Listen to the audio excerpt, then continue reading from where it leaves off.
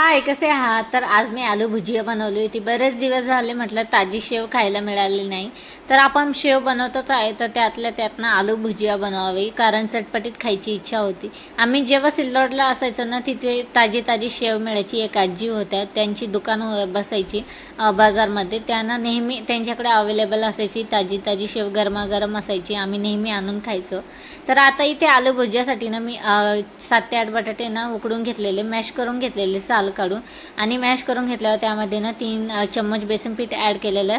Medium आकाराचा चम्मच होता बेसन पीठ घ्यायला, आणि जास्त मोठा पण नव्हता आणि छोटा पण नव्हता.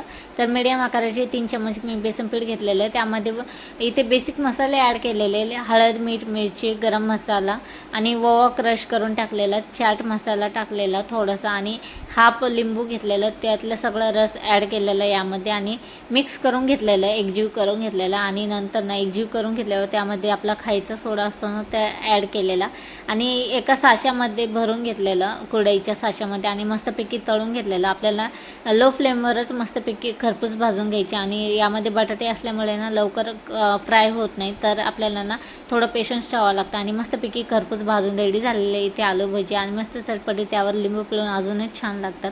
चला मग अशी होती आजची रेसिपी. असा होता आजचा व्हिडिओ. आवडला असेल तर लाईक, शेअर, सबस्क्राईब करायला विसरू नका. चला बाय.